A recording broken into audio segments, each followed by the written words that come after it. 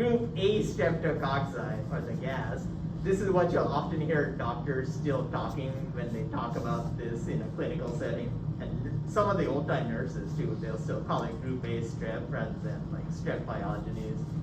But group A strep is also called strep pyogenes. That's the official genus and species of the one that fits that category. There's 80 immunological types, and those are based on specific proteins called M proteins that are found on the outside of the bacteria.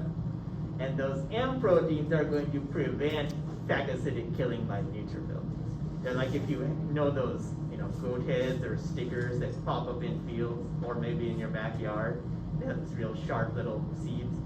So those kind of things, these M proteins kind of stick out and make the neutrophils not want to latch onto them. It's kind of cool.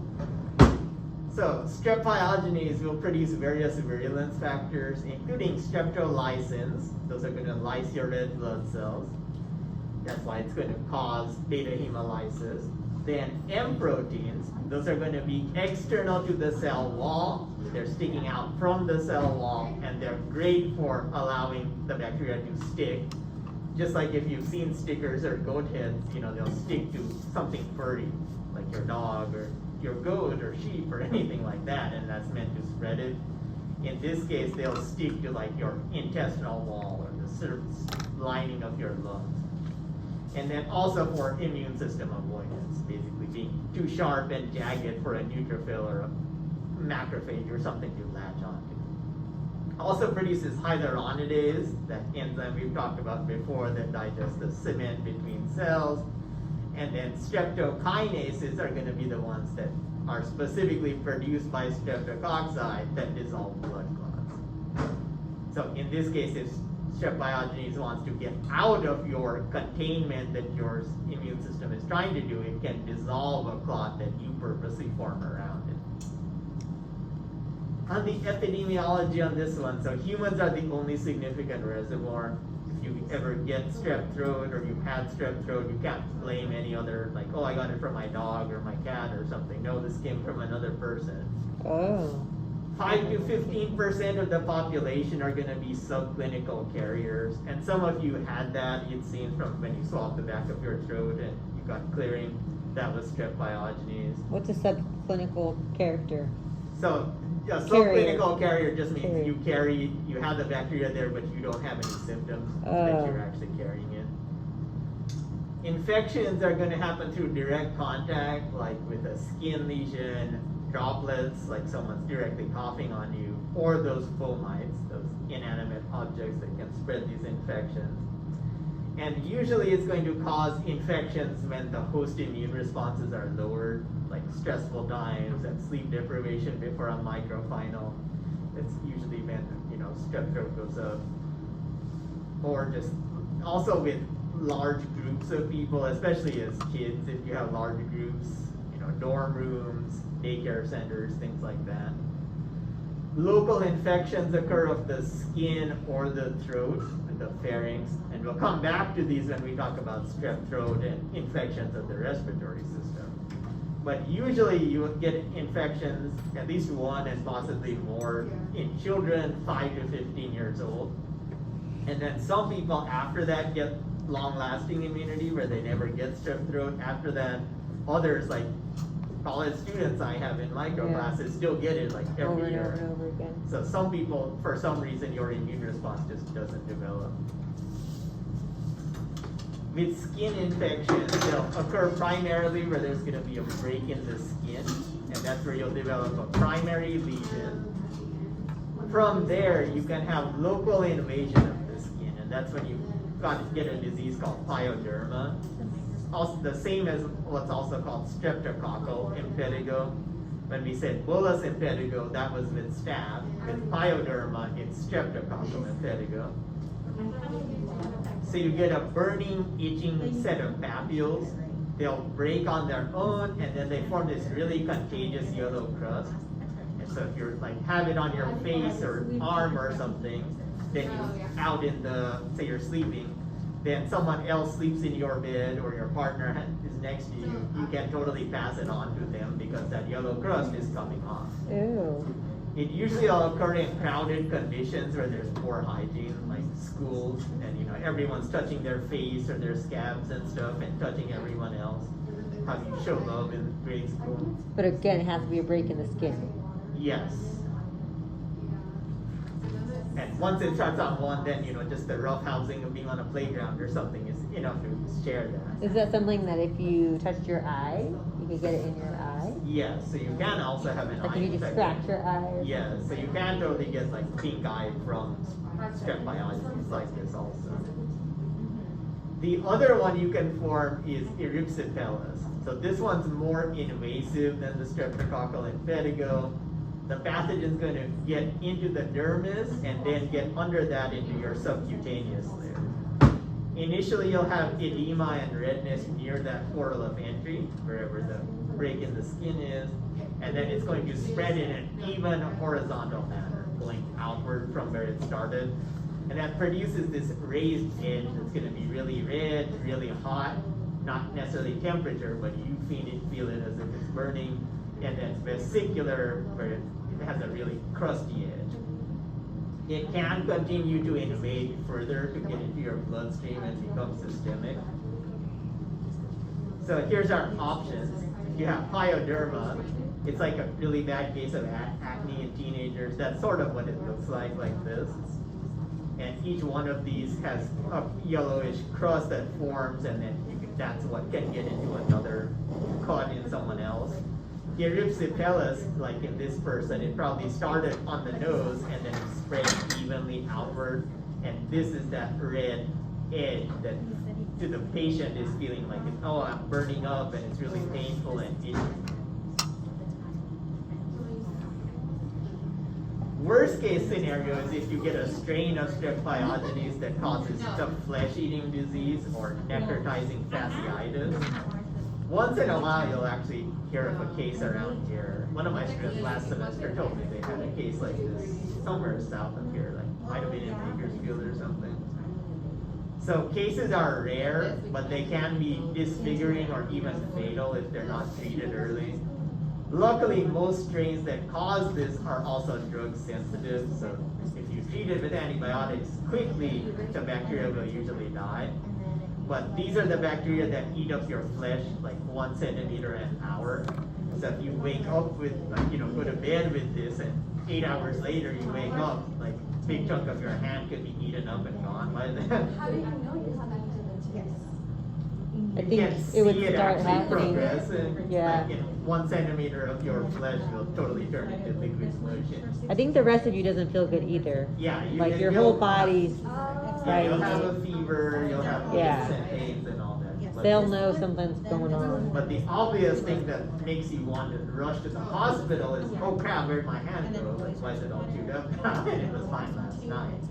You'd probably be at the hospital before. I was gonna say, if you're seeing your skin. I'm Yeah. thinking, yeah. Ideally, yes, you see that happen. But that's usually the thing that gets you to go to the hospital, not just like, oh, I'm feeling down, I'm tough, I don't need to go to the hospital. Which is versus like, oh, I got a fever, I'm just gonna stay in bed today. So it's going to begin as a skin infection and then it grows really rapidly. The strains of Strep pyogenes that cause this, so not all Strep pyogenes will cause this, but the ones that do have acquired a batch of toxins and enzymes that break down your tissue. And both of them are meant to increase the invasiveness and virulence of your bacteria. So it can break down a tissue layer, which allows it to get nutrients from the lower layer, which then gets broken down by more toxins and enzymes, which allows it to go deeper. So as this is happening, your enzymes produced by this bacteria are going to digest connective tissue, and then the toxins themselves poison your epidermis and your dermis layer. So you can actually see like whole layers of your skin just peeling off in big chunks of multiple centimeters. The toxins poison that epidermis and dermis, and then the enzymes break down any connective tissue around that. So tissue will slough off, and that's good for the bacteria because now it can just keep going deeper. So here's the kind of awesomeness that can happen. There's some good pictures in here. Yeah, there's some good stuff in a lot of these. What is that on the left though? This is like an infection on someone's thigh. Oh, okay. It kind of looks like a mouth, but I wasn't sure. Yeah, exactly. It has there's that kind of opening because it's completely eaten into the tissue. So this has gone down to the layer of the muscle. So let it burn.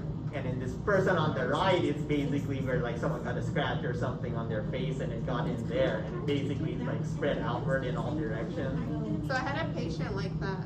He got a scratch because he was fixing his wife's like old car, Yep. and from a rusty metal, it was so little on the back of his thigh. Rest in peace, because he passed away from it. Oh, no. And his whole back of his leg, it just spread. So the scratch So it itself was looks like super that. small? Oh yeah. He just like poked himself or something with metal from the car because he was Right. fixing it, and it went his whole calf. Yep. Did you wait a long time to go to the hospital? No, Really? And it still ended up Nothing- killing you? yeah. They weren't nothing able to saved catch it? He even went to like Stanford, everything. They couldn't do anything. for Did he him. have pre-existing conditions? He was older? And he was older. Yeah. He was like more than 65 years Oh, old. okay. Yeah, and some of it can also be like in rare cases it can be antibiotic resistant also, so it Yeah, doesn't his kill it as was- quickly. I have a cut down, look at a cut. I know, you're gonna start thinking about that now. They Yeah, say it like- only takes a tiny little, like a paper cut, it can, you know? And It it's would not go, like, only weeks this of- bacterium that can cause this condition, but it's the one that's most common. But like when there's, say, a hurricane or tropical storm or something hits the coastline and causes all kinds of flooding, and then people are wading through the flood waters, a lot of times they'll get a cut or a scrape or something. And some of the waterborne bacteria, like the ones that cause cholera, that same bacteria can cause a very similar situation like this. Then of course, this person needs skin grafts and a lot of surgery to reconstruct their face. And they're put in this tube in to get the antibiotics into the deeper levels of the tissue. Next one is Pseudomonas aeruginosa, the one you just spread on your plates today for your starch and protein digestion. So it's a gram-negative, it's an aerobic rod, so it needs oxygen, and it has polar flagellum, so it has one side, it has this nice single flagellum that allows it motility. It produces a specific pigment called thiocyanin, and that produces a blue-green pus, which a lot of students that work in clinical settings say, oh yeah, I've seen that, because you can actually, when you're changing the wrapping around a wound or Oh, something, you see blue-green that pus? color of the actual bandage or wrap. Okay. That's because it's a Pseudomonas infection. So this one produces exo and endotoxins. Remember, because it's gram-negative and endotoxin is just LPS. It grows great in biofilms. This one's highly resistant to lots of things like antibiotics and disinfectants. It's a common hospital-acquired infection. A lot of patients go in for some other surgery or treatment and they come out with a Pseudomonas infection. So it's found naturally in the soil, it's found in fresh water, it's found in seawater. You can get it from pretty much anywhere. But it tends to concentrate in a clinical setting because there's lots of sick people with immune-compromised systems. It's also a common intestinal resident in about 10% of the population. So 1 out of every 10 people will have this naturally in their feces. And then of course, if you're in a clinical setting, fecal matter goes all over the place in a hospital and the rest is history. It's a common contaminant also of hospital equipment and things that can't be disposed of, like ventilators and anesthesia equipment. You have to very thoroughly disinfect them.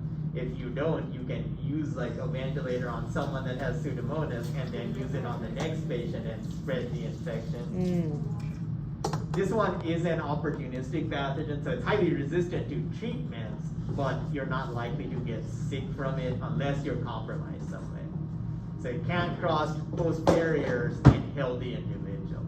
But if you have some surgical procedure, like anything simple, like even a broken hand because you fall on seaweed, I think this one needs a bigger hole.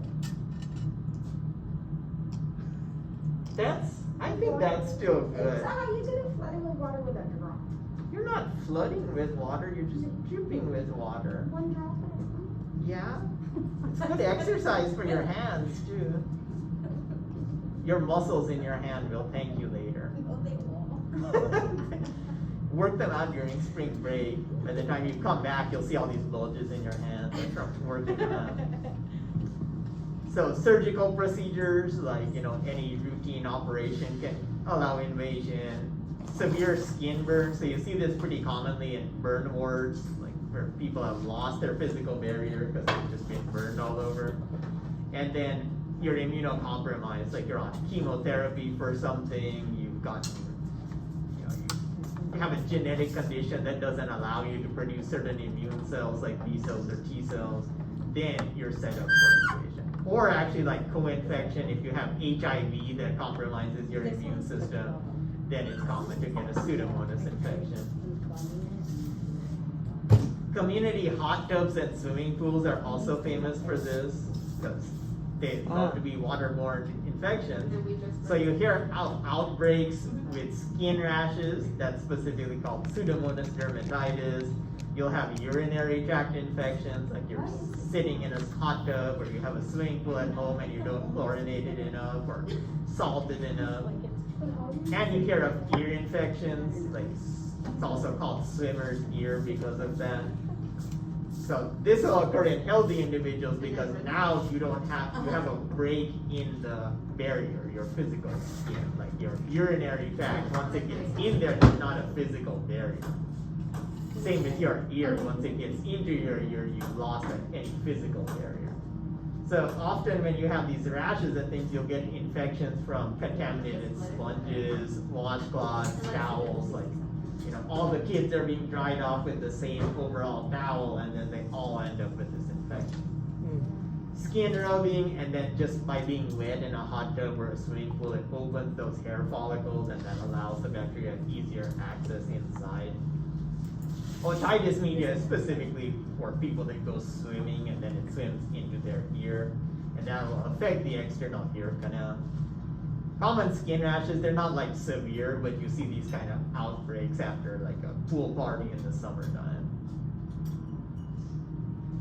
Acne, something most of us have fought with over the years, especially high school and early college time. So this is the most common skin disease in humans. It affects about 17 million people in the US. And of course, it's a much higher incidence if you only look at high school students or college students. Skin cells are going to be shed in the hair follicles because you're always shedding skin cells, and they combine with the natural oils that your body produces, more of which you produce during high school times, both in guys and girls, but it's especially prominent in guys. Relates to like levels of testosterone and things like that you'll secrete more oil. Yes. Can I just do my gram test right now? No. That's so good though. But you can show off to the remaining 5 students that are here. Can I see That was bad. I know, especially show Evelyn. Yeah, I She's haven't missed been out on to this No? for many weeks now. Alright, I got 30 seconds to. Ooh, This is nice. came out nice and clear. Yeah, are you wearing a Friends sweater? Maybe. That's Ooh, awesome. Good If job. you're gonna wear a sweater, it should always be a Friends. Yes, it should. Always be a friend. Always. Exactly. My daughter knows every single word to every single episode. That was my there If too. you're gonna be a friend, you gotta be like either a Chandler or a Phoebe. Those are the friends you want to be. I want to be Joey. Some depending on the day, like some days you may be one or the other. Definitely not Ross.